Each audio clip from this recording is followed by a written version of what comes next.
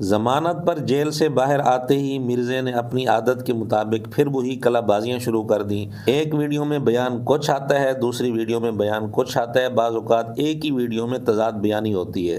اور جیل کے متعلق بعض باتیں مرزا نے ایسی کی ہیں کہ وہ لوگ جن کو مرزا فخریہ اپنا سٹوڈنٹ کہتا تھا وہ بھی اس کو جھٹلا رہے ہیں کہ ایسی کوئی بات نہیں ہے۔ وہ ناشتے میں ایگزیکٹلی 9 بجے آ جاتے تھے۔ خوشبوئیں تو آتی ہوں گی آپ جی بالکل خوشبو، اور یہ جو دیسی گھی اور یہ باتیں ہو رہی ہیں بالکل یہ تڑکے لگتے تھے اور ہمیں خوشبو آتی تھی، ہم تو جیل کے ہی کھانا کھاتے تھے۔ وہ 3 بجے دوپہر کے کھانے کے لیے آتے تھے، اس سے پہلے ہی ان کا مشقتی جو ہے وہ دیسی گھی کے تڑکے لگانا شروع کر دیتا تھا، ہمیں واضح خوشبو آتی تھی۔ اور دیسی گھی کی پہچان اس لیے کہ میں بھی دیسی گھی کا پراٹھا کھاتا ہوں، اس لیے مجھے دیسی گھی کی پہچان ہے۔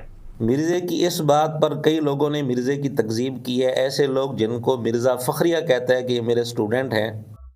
جنید سلیم صاحب وہ خود بھی سٹوڈنٹ ہیں، ان کا بیٹا بھی سٹوڈنٹ ہے، ماشاء اللہ تعالیٰ بہت رسپیکٹ کرتے ہیں۔ اسی جنید سلیم صاحب کا بیان بھی آپ سن لیں، اس حوالے سے مرزا نے جو بات کی ہے تو جنید سلیم صاحب نے کیا کہا۔ لیکن ناظرین باہر نکلتے ہی انہوں نے بیان داغ دیا، 2-3 حوالوں سے انہوں نے عمران خان کے بارے میں بیانات دیے ہیں جو بہت ہی مشکوک قسم کے بیانات ہیں۔ انہوں نے کہا ہے کہ جی میری اور عمران خان کی چکی میں صرف ایک دیوار تھی، عمران خان جیل میں اپنے مشقتی کے ساتھ کرکٹ پر بات کرتے تھے اور وہ سیاست پر گفتگو نہیں کرتے تھے۔ پھر محمد علی مرزا صاحب کہتے ہیں کہ عمران خان کے سیل سے دیسی گھی کے کھانوں کی خوشبو آتی۔ تحقیق کے نتیجے میں پتا چلا کہ محمد علی مرزا کو جس سیل میں رکھا گیا تھا وہ عمران خان کے سیل سے کافی فاصلے پر واقع تھا۔ اڈیالہ جیل ذرائع کا یہ کہنا ہے کہ عمران خان کے سیل کے لیے جس طرح کے انتظامات کیے گئے ہیں وہاں سے عمران خان کی آواز جیل میں موجود کسی بھی دوسرے قیدی کو سنائی دینا مشکل ہی نہیں ناممکن بات ہے۔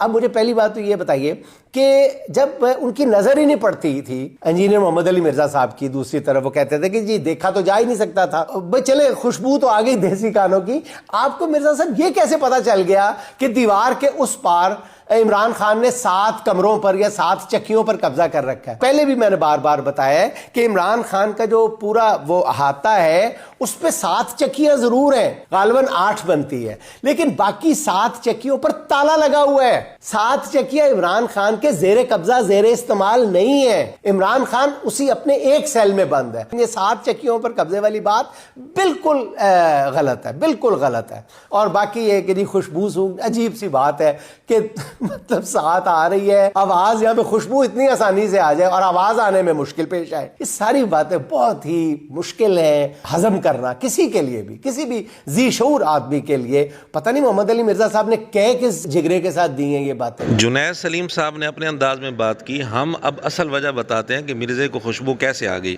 مرزا خود کئی ویڈیوز میں پہلے یہ اقرار کر چکے ہیں کہ اس کے اندر سونگھنے کی صلاحیت بہت زیادہ ہے۔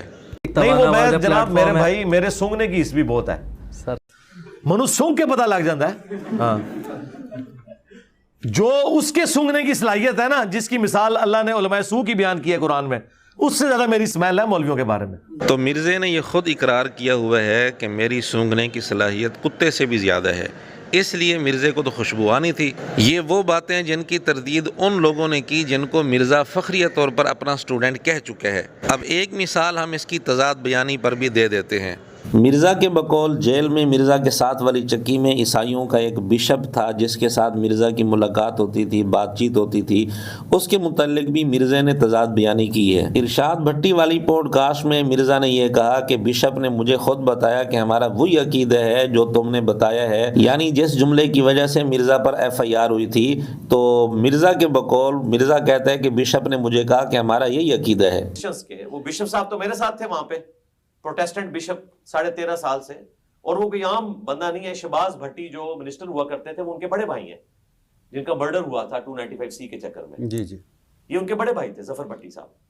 تو وہ بڑے حیران ہوئے، ان کا یار جو آپ نے بیان کیا یہ تو ہمارا عقیدہ ہے۔ وہ بڑے حیران ہوئے، ان کا یار جو آپ نے بیان کیا یہ تو ہمارا عقیدہ ہے۔ لیکن جیو کے پروگرام میں شاہ زیب خان زادہ کے سامنے مرزا نے کہا کہ بشپ جو ہے وہ حضور علیہ السلام کی بڑی عزت کرتا تھا، احترام کرتا تھا، اور حضور علیہ السلام کا نام بڑی رسپیکٹ سے لیتا تھا۔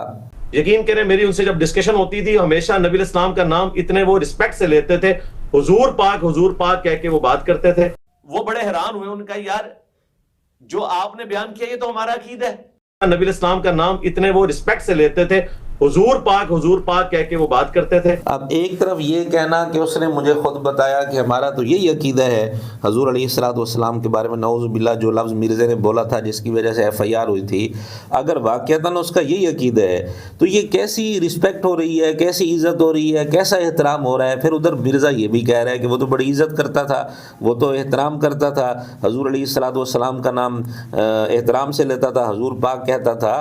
تو یا تو مرزا اس کو یہ کہتا نا کہ تو منافقت کر رہا ہے، مرزا نے اس کو یہ بھی نہیں کہا، بلکہ مرزا اس کا یہاں تعریفی انداز میں ذکر کر رہا ہے۔ تو کیا یہ کھلا تضاد نہیں ہے؟ جبکہ جیل میں جانے سے پہلے مرزا نے 2 ارب عیسائیوں کا نام لے کر کہا تھا کہ وہ حضور علیہ الصلوۃ والسلام کو کیا کہتے ہیں، وہ آپ خود سن لیں۔ آج پلانٹ ارتھ پہ 6 ارب لوگ ان کو پیغمبر ہی نہیں مانتے، 2 ارب کرسچنز انہیں دجال کہتے ہیں، نعوذ باللہ۔ اور اب مرزا کا یہ بیان ہے کہ جی جیل میں جو بشپ ہے، یعنی عام پادری نہیں، پادریوں کا نگران، بڑا پادری، لاڈ پادری، وہ جی حضور علیہ الصلوۃ والسلام کا نام احترام سے لیتا تھا، عزت سے لیتا تھا، حضور پاک کہتا تھا۔ تو مرزا کے شاگرد مرزا کی کس بات کو سچا مانیں گے؟ ارشاد بھٹی والی پوڈ کاسٹ میں جو بات ہوئی ہے اس کو سچا مانیں گے، یا شاہ زیب خان زادہ کے ساتھ جو بات ہوئی ہے اس کو سچا مانیں گے، یا عمران ارشد والی پوڈ کاسٹ میں جو بات ہوئی ہے اس کو سچا مانیں گے؟ مرزا کے شاگرد بتائیں تو صحیح اس کی کون سی بات سچی ہے؟